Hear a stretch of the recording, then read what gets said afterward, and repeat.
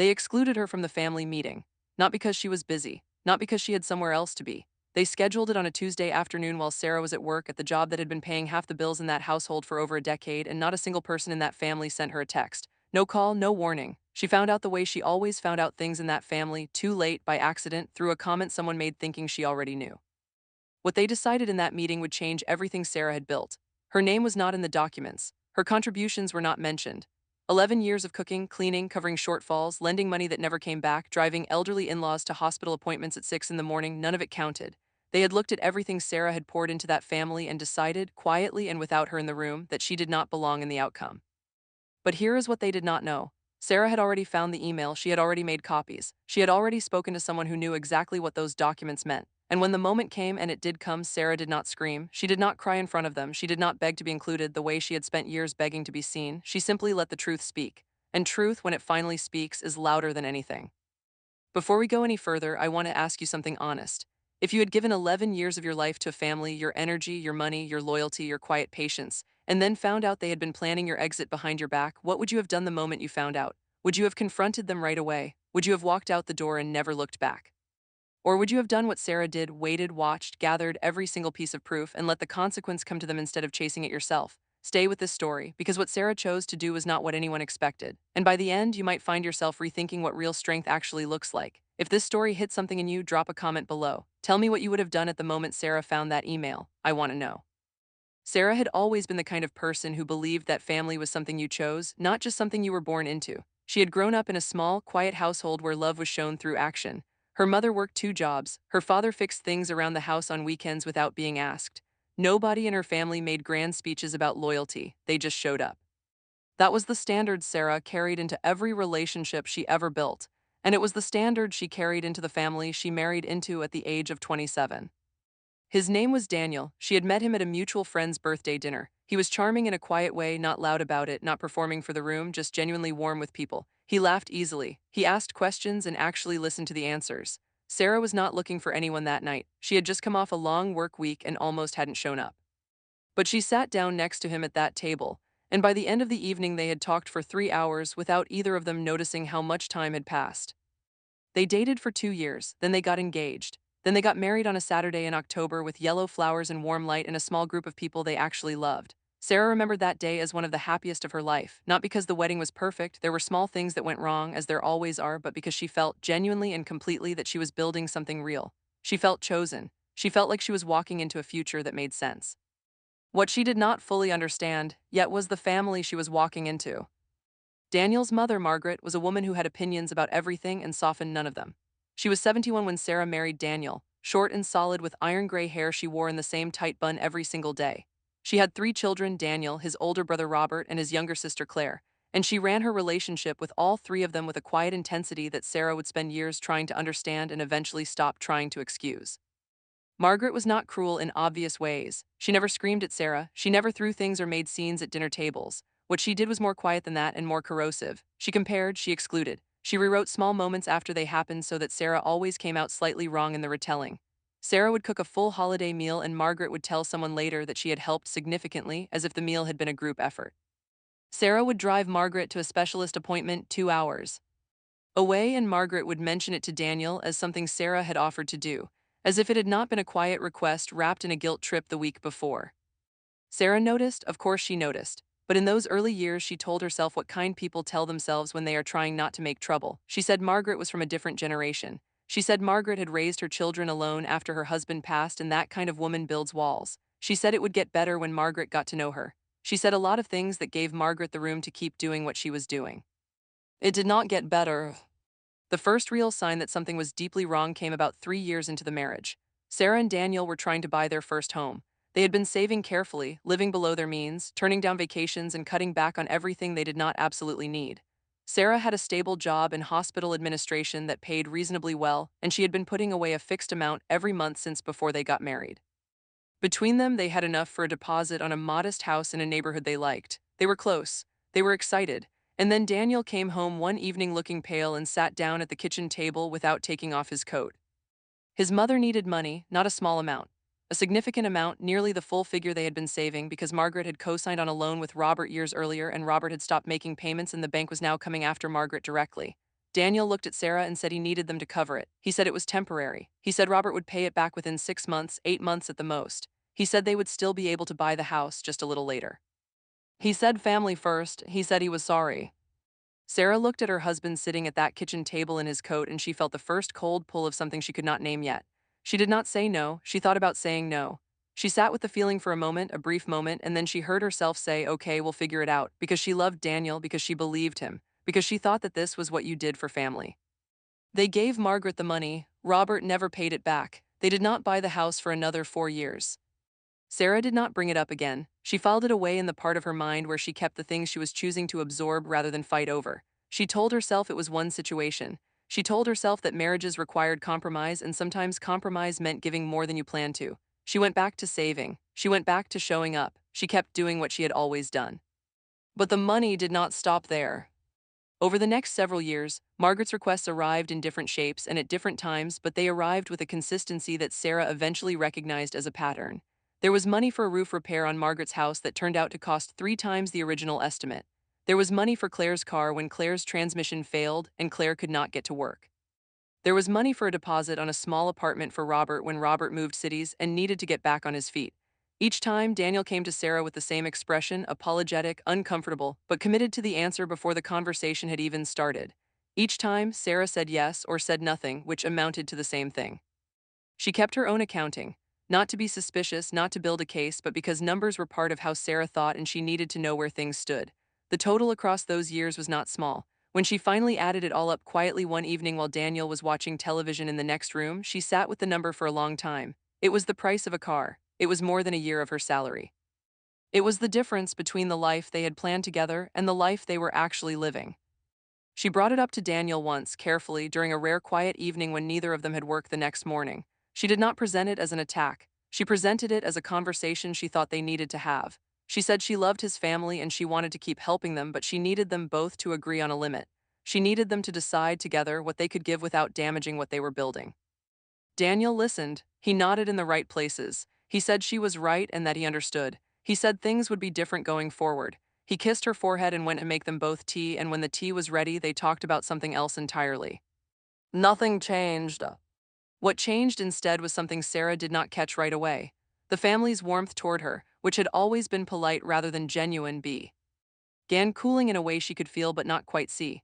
Margaret started responding to Sara's messages with shorter replies. Claire, who Sara had always made an effort with, started declining invitations to things Sara organized. When Sara showed up at family gatherings, there were conversations that stopped a moment before she entered the room.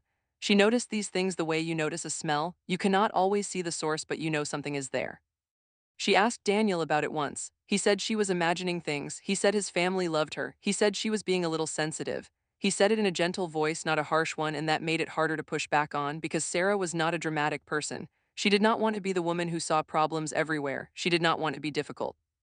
So she accepted his answer and kept showing up and kept bringing food to family events and kept being the person who remembered everyone's birthdays and kept being, in every measurable way, the glue that held things together even while the people she was holding together were quietly pulling away from her. Then came the year Margaret's health began to decline. Margaret had been managing a heart condition for several years, but in her late 70s it accelerated. She had 2 hospitalizations in 1 year, then a third. The family rallied as families do in these moments. Sara rallied harder than anyone. She was the one who organized the medication schedule. She was the one who created a shared document so everyone knew which appointment was on which day.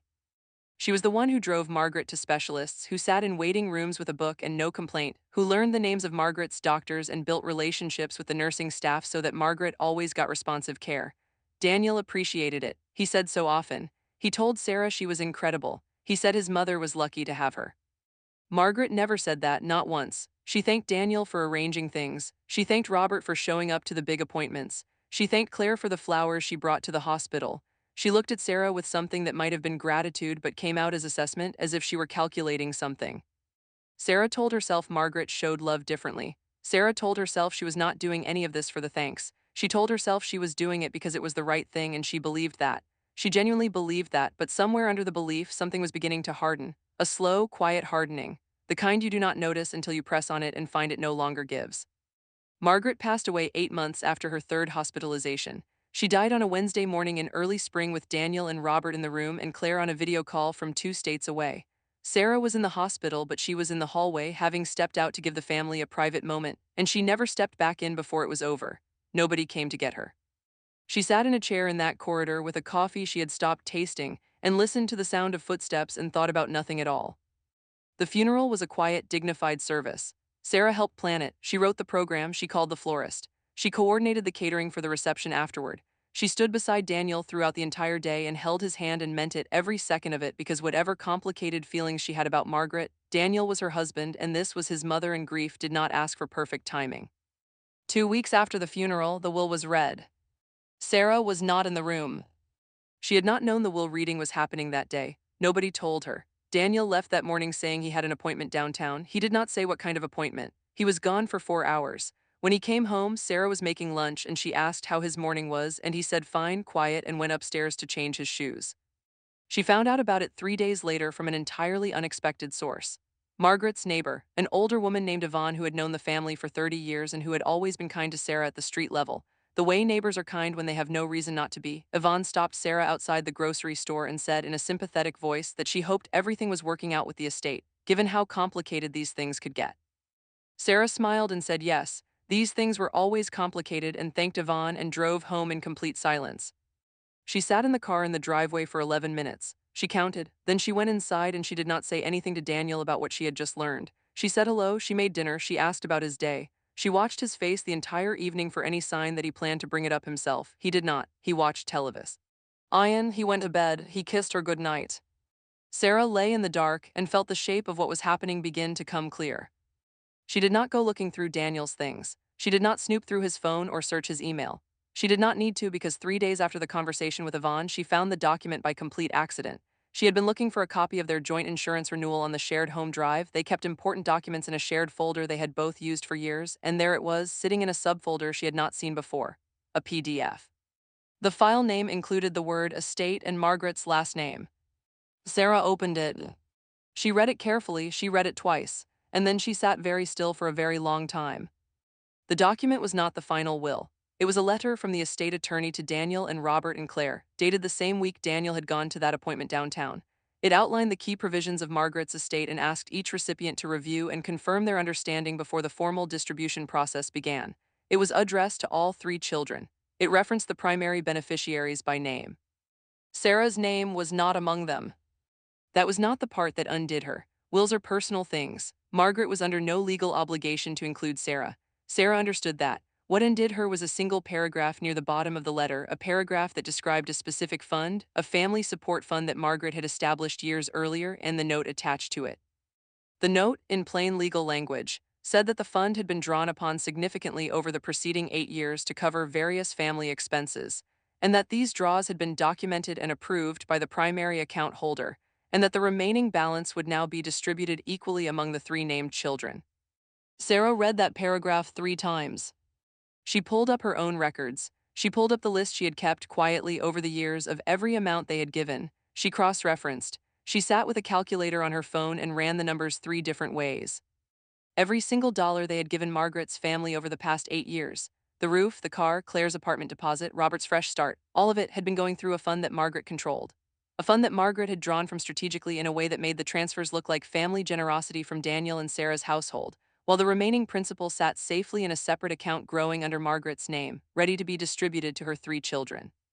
They had been funding Margaret's estate. They had been building something that was never going to include Sara. Sara closed the laptop. She stood up, she walked to the kitchen and filled a glass of water and drank it standing at the sink. She thought about crying and found she could not. The feeling was too large for tears, it was too comprehensive, it was not one betrayal, it was the explanation for every confusing thing that had happened over 11 years. The cooling warmth, the short replies, the hallway at the hospital, the appointment downtown, the lie about a quiet morning, all of it connected. All of it deliberate. All of it designed to make Sara feel like she had chosen to give, while in reality she had been being used to build something she would never benefit from. She did not confront Daniel that night. She did not confront him the next day either. She needed time to think clearly. She needed to understand exactly what she was dealing with before she made a single move.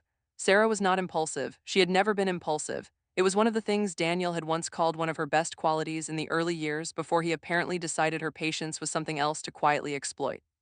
She called her sister, Mara, who lived 40 minutes away. She told Mara she needed to talk and that it was serious. Mara said she would be there in 30 minutes and arrived in 25. They sat in Sarah's car in the parking lot of a park, not the house, because Sara did not want this conversation inside the walls of a home she suddenly felt uncertain about. She told Mara everything.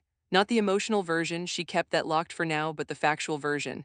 The email, the document, the numbers, the timeline. Mara listened without interrupting, which was not easy for Mara because Mara was the kind of person who had thoughts constantly and expressed most of them. But she recognized that Sara needed to be heard completely before any reaction was offered. When Sara finished, Mara was quiet for a moment. Then she said very carefully, "Do you know anyone who understands estate law?" Sara had thought of that already. She had already pulled a name from her memory, a woman named Patricia who worked in a legal office connected to the hospital administrati. On network, they had met at a professional development seminar 2 years earlier and stayed loosely in contact. Patricia was not a family lawyer herself, but she would know who to call. Sara contacted Patricia the next day from her work email, not her personal one. She explained the situation briefly and asked if Patricia could recommend someone who handled estate disputes and family financial matters. Patricia sent back 3 names within the hour. Sara looked at all three, read their firm profiles carefully, and made an appointment with the one who had the most specific experience with marital asset protection and estate conflicts. The appointment was on a Thursday afternoon. Sara told Daniel she had a staff meeting that ran late. She drove across town and sat in a clean, quiet office and explained everything to a woman named Diane who had careful eyes and a habit of writing notes by hand in a small leather notebook. Diane listened. She asked questions. She asked Sara to walk her through the timeline of every financial contribution, and Sara did in order with dates because she had her records with her. Diane made careful notes throughout. When Sara finished, Diane put her pen down and told Sara several things she needed to know. The first thing was this. Because Sara and Daniel had made many of those contributions from a joint account, Sara had a documented financial interest in how those funds had been used. The money was not simply Daniel's to give. Half of it had been Sara's, and if it could be demonstrated that those funds had been directed with or without Sara's full informed consent into an estate that deliberately excluded her, there were legal avenues available to her. The second thing was this: the most important next step was not confrontation, it was documentation. Diane told Sara to gather everything she had, every bank record, every transfer, every date, every amount, and to make copies and store them somewhere outside the house. On a cloud drive Sara controlled alone, with Mara, in a safety deposit box if she wanted to be thorough. Do not touch anything inside the house. Do not remove physical documents. Do not alter anything. Just copy and protect. The third thing Diane said quietly was this: Sara needed to think carefully about what outcome she actually wanted. Did she want the marriage to survive this? Did she want financial restitution? Did she want both? Did she want neither and simply needed to know where she stood? Because the answer to that question would shape everything that came next. Sara sat with the question for the rest of that day and most of that night. She did not have a clean answer. Part of her still loved Daniel, or loved the version of Daniel she had believed in for 11 years. Part of her was so deeply angry she could barely stand to look at him across the dinner table. Part of her was calm in a way that scared her slightly, because it felt like the calmness of someone who had already decided something and was just waiting for the right moment to act on it. She kept up appearances. She went to the grocery store, she made dinner. She smiled when Daniel said something funny. She was not performing happiness, she simply understood that the time for her reaction had not arrived yet and that arriving at it too soon would cost her. In the meantime, she gathered everything. She was thorough. She pulled every bank statement from the joint account going back 9 years. She documented every major transfer. She matched every outgoing amount to the requests she remembered and cross-referenced them with the dates on the estate letter. She organized it all into a single digital folder that she stored on a cloud account she created using her work email address, an account Daniel did not know existed and could not access. She also had a conversation she had not expected to have. It happened because of Claire. Claire called Sara on a Sunday morning, something Claire almost never did. She said she was just checking in, which was also something Claire almost never did. The call had the stiff, rehearsed quality of a conversation someone had talked themselves into making. Sara listened politely and answered everything briefly and waited to understand what the call was actually about. About 12 minutes in, after a stretch of small talk that neither of them was really engaged in, Claire said, in a voice that tried to sound casual and did not quite get there, that she hoped Sara knew the family had always appreciated everything she had done for Margaret. Sara said thank you. Claire said that these estate things were always complicated, and that she hoped Sara understood that Margaret had made her own decisions about her own assets, and that the family had not been involved in those decisions. Sara said she understood. There was a pause, then Claire said she also wanted Sara to know that if Sara ever had any questions about anything, she could always come to Claire directly. The family wanted to be open and honest with her. Sara said that was very kind. She hung up the phone and sat down on the edge of the bed. She understood now what the call had been. It had been a check. Someone, likely Robert, possibly Daniel, had sent Claire to gauge where Sara was emotionally, to find out how much she knew, to measure the temperature of the room before the family made their next move. They were more organized about this than she had realized. She called Diane that afternoon and told her about the call. Diane said it confirmed something important. The family was aware that Sara might be questioning things, which meant they would likely move quickly. Diane advised Sara to be ready for the next step sooner than either of them had originally planned. Sara said she was ready. She had one more thing she needed to do first. She needed to give Daniel a chance. Not because she was not naive anymore, she had burned through every last drop of that, but because she needed to know. She needed to sit across from her husband and look at his face and ask him a direct question and see what he did with it. Not for the marriage, for herself. Because Sara was the kind of person who needed to look something in the eye before she walked away from it. She chose a Sunday evening. She waited until they had eaten and the kitchen was clean and Daniel was relaxed on the couch with his feet up. She sat down beside him and she said his name in the tone that meant this is a real conversation, not a passing thought. He looked at her. He turned the television volume down. She asked him where he had gone on that Wednesday morning 3 weeks ago. He did not flinch, which told her he had prepared for this. He said he had gone to the attorney's office for the estate reading. He said it had been a difficult morning. He said he had meant to tell her and then he didn't know how to bring it up and then time passed and it felt harder to bring up the longer he waited. He sounded genuine. He was a good actor or he had convinced himself this explanation was sufficient and Sara could not immediately tell which. She said calmly that she understood. She said she appreciated him being honest about that. She asked if there was anything from the reading she should know about. He said it had been straightforward. He said his mother had divided things among the 3 children as expected. He said it was all very orderly and that his share would be handled by the attorney over the coming months. He did not mention the family support fund. He did not mention the 8 years of draws. He did not mention that the money they had given had been cycling through a structure that kept it safely under Margaret's name until the moment Margaret was gone and it could pass to her children. He did not mention any of it. Sara nodded. She said she was glad it was straightforward. She said she hoped it gave him some peace after a hard few months. She reached over and squeezed his hand. He squeezed back and thanked her. She went to make tea. She stood at the kettle and thought, okay, now I know. The following Monday, Sara met with Diane again. This time the conversation was shorter and more direct. Sara laid out what she wanted. She wanted a formal legal review of the financial transfers, with a written opinion on what she was entitled to claim. She wanted Diane to begin drafting a demand letter that could be sent to the estate attorney outlining Sara's documented contributions and the basis for her financial interest. She wanted this done quietly, and she wanted it ready before she said another word to Daniel. Diane said she could have a preliminary draft within 10 days. Sara said fine, and then she asked one more question. She asked whether, if it came to it, she should be thinking about the house. Their house. The house they had finally bought 4 years ago, the one they had delayed buying because of the first large gift to Margaret's family. Diane asked some questions about the mortgage structure and the ownership arrangement, and Sara answered them clearly because she had thought about this too and knew the answers. Diane made notes. She told Sara that depending on how Daniel chose to respond to the demand letter, Sara should be prepared for several possible scenarios, and she wanted Sara to walk out of this office today knowing what each one looked like so that nothing that happened next could catch her off guard. Sara sat in that office for another 40 minutes and listened carefully. By the time she left, she felt something she had not felt in a long time. Not happiness, not relief, something steadier than either of those, something that felt like ground under her feet. She stopped at a coffee shop on the way home. She sat alone at a corner table with a good coffee and a window, and she looked at the street outside and breathed. She thought about the woman she had been at that wedding in October with the yellow flowers and warm light, the woman who had believed she was walking into something solid. She did not feel angry at that woman. She felt something closer to tenderness. That woman had done nothing wrong. She had loved carefully and worked hard and given genuinely and asked for nothing that wasn't reasonable. The fact that she had been taken advantage of was not a reflection of her weakness. It was a reflection of what the people around her had chosen to do with her trust. Sara finished her coffee. She went home. The demand letter went out on a Thursday, 11 days later.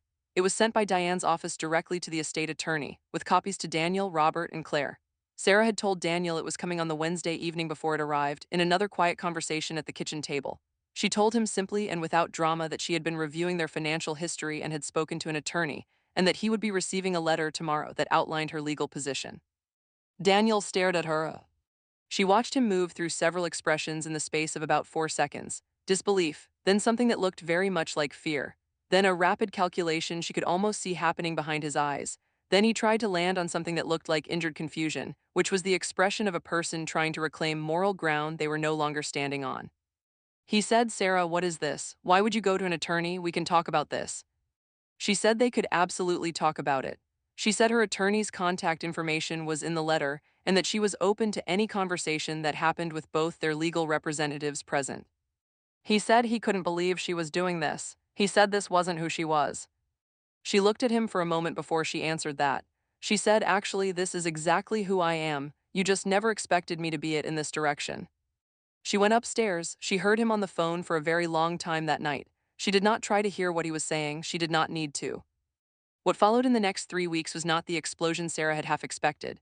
It was something quieter and in some ways more revealing.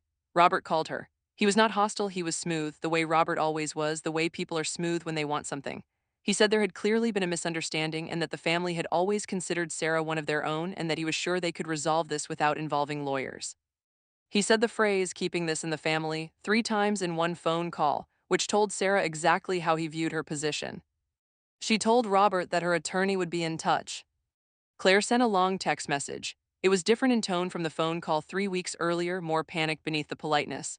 It said that Margaret had made her own choices and that those choices weren't anyone's fault. It said the family was grieving and that this process was making everything so much harder. It said Sara had always been important to them and that they didn't want this to go somewhere it couldn't come back from. Sara read it twice. She noticed that not once in the message did Claire say sorry. She noticed that the word unfair never appeared. She noticed that the message was about what this process was doing to the family's comfort, not about what 11 years of extraction had done to Sara. She saved the message, added it to her documentation folder, and did not reply. Daniel made several attempts over those weeks to have conversations without lawyers present.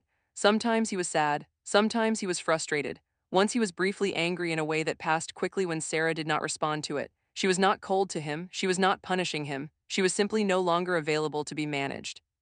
Every time he tried to open a door that led away from the legal process and into an emotional negotiation she was supposed to lose, she stayed on the factual side of the threshold and did not follow him through. He made one argument that she thought about for several days. He said that he had always planned to talk to her about the estate. He said he had been waiting for the right time. He said he had never meant for her to feel excluded and that the decisions around his mother's estate had been his mother's decisions and not his. He said this with the face of a man who believed, or had decided to believe, that if he was not the one holding the pen, he was not responsible for what was written. Sara thought about that argument for a long time, not because she found it compelling, but because she found it genuinely interesting. It was the argument of someone who had mistaken the absence of a signature for the absence of consent. Daniel had not written his mother's will, but he had known the structure existed. He had known the fund existed. He had accepted money from Sara's shared income for years without ever telling her where it was ultimately going or what it was building. He had gone to an appointment downtown on a Wednesday and come home and said it was a quiet morning. He had sat on the couch on a Sunday evening and looked her in the eyes and described the estate reading as straightforward. Those were not his mother's choices, those were his. The legal process moved with the careful steadiness that legal processes move at, which is slower than emotion but faster than patience. Diane submitted Sara's documented financial claim against the estate and issued a formal request for accounting of the family support fund draws. The estate attorney, to his credit, responded professionally. He was clearly aware that the structure of the fund and the way the draws had been managed and recorded was going to be difficult to defend if pushed. He was, Sara suspected, not entirely surprised that someone had eventually done the pushing. Robert tried to contact Sara twice more. She did not take the calls. She asked Diane to manage all communications from that side. Diane did. 6 weeks after the demand letter, the estate attorney's office made a settlement proposal. It was not everything Sara had documented, but it was substantial.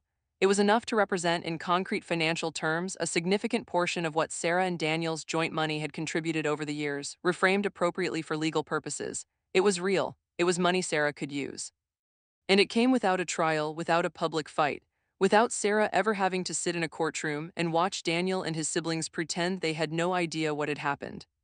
She discussed it with Diane for an hour and a half, then she accepted it. There were other decisions to make, decisions about the house, decisions about the marriage. These were harder to resolve than the estate matter, not because they were legally more complex, but because they were personally heavier. Sara spent a lot of time in those weeks sitting with herself. She thought about who she had been before Daniel and who she had become inside this marriage and who she was now in this moment with her feet finally on solid ground. She thought about what it would mean to try to rebuild something with a man who had known more than he admitted and said less than he should have for over a decade. She thought about what it would mean to walk away from that. She had long conversations with Mara. She had one conversation with her own mother that she had not expected to have, a conversation in which her mother, a woman of few words and precise ones, said simply, "You have always been the strongest person in every room you walk into. You just spent a long time walking into rooms that didn't deserve that." Sara held on to that sentence for a long time afterward. She made her decisions carefully and in her own time. The marriage did not survive. That is the honest answer, and it needs to be said plainly. Not because Sara gave up on it easily. She did not give up on anything easily ever. It was one of her defining traits and also the thing that had kept her in a painful situation for longer than she should have stayed. But because she had finally seen clearly what she was being asked to keep investing in, and she was no longer willing to invest in something that had been taking her contributions and quietly building a future that didn't include her. The divorce was handled by attorneys. It was not dramatic. There were no scenes at restaurants or voices raised in front of witnesses. There were documents and timelines and negotiated terms and an eventual agreement that reflected the full financial reality of their marriage, including the years of joint contributions that had been directed toward ends Sara had never fully understood or consented to. The settlement, combined with the estate resolution, meant that Sara came out of those 11 years with something real, not everything she had given, but enough to start again on her own terms. She kept the house. She bought out Daniel's share with the settlement funds.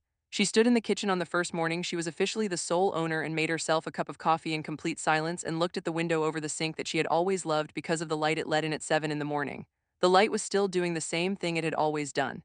She had just for the first time the house entirely to herself. She did not hear from Robert after the estate settled. She did not expect to. She heard from Claire once more, a brief message about 3 months after everything had concluded, which said something vague and carefully worded about hoping Sara was well and that the family would always have warm memories of their time together. Sara read it. She did not reply. There was nothing she needed from Claire and nothing Claire could give her that she hadn't already taken.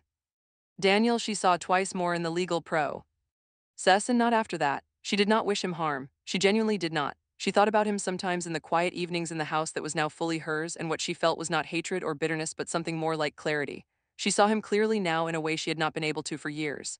She saw a man who had loved his family of origin with an intensity that left almost nothing over for the person he had married. A man who had convinced himself that loyalty to the people who raised him was more important than honesty with the person who had chosen him. A man who had watched his wife give and give and give, and said thank you in all the right moments without ever once asking the question he should have asked, which was, "Is this fair?" She hoped he would eventually ask that question, but she did not need him to. There was a morning about 7 months after everything had settled, when Sara went back to the hospital for a routine appointment, not for herself, for a follow-up scan she had been putting off during the chaos of the preceding year. She was sitting in the waiting area with a magazine she was not reading when she heard someone say her name. She looked up. It was Yvonne, Margaret's neighbor, the woman from the grocery store parking lot, the woman who had unknowingly started everything with a kind and sympathetic comment about estate complications. Yvonne was there with a younger woman who was probably her daughter. Yvonne looked surprised to see Sara and then genuinely pleased. She asked how Sara was doing in the way people ask when they have some idea of how much has happened. Sara said she was doing well. She said it and meant it, which was different from all the years she had said things and half meant them or said them hoping they would become true if she just kept saying them.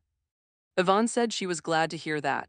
She said quietly that Sara had always been the one who made things happen for that family, and that she hoped Sara knew that people who were paying attention had always seen that. Sara thanked her. She said it meant more than Yvonne probably realized. And it did. She went back to her magazine, which she still did not read.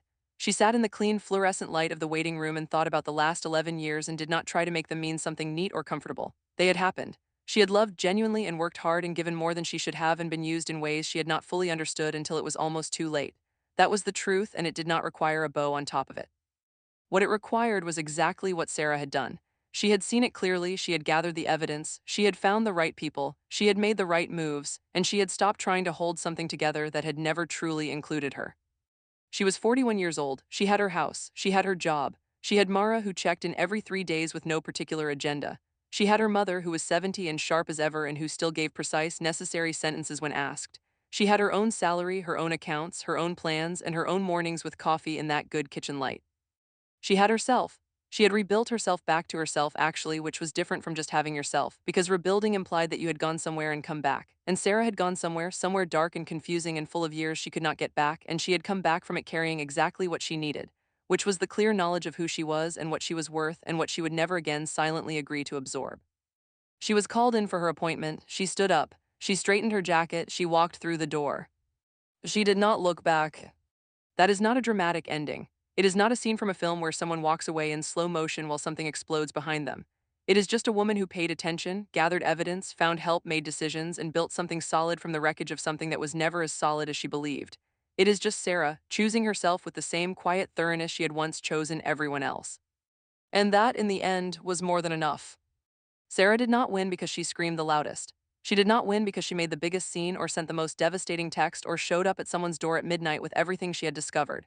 She won because she stopped reacting and started documenting. She won because she found the right people before she made the wrong move.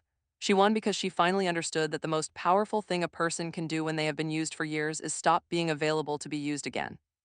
If this story moved something in you, if you recognize something in Sarah's patience, in her years of showing up for people who were quietly counting on her not to as, okay, questions, I want to hear from you. Drop a comment. Tell me where you felt the story in your chest. Tell me what moment made you angry. Tell me what moment made you breathe.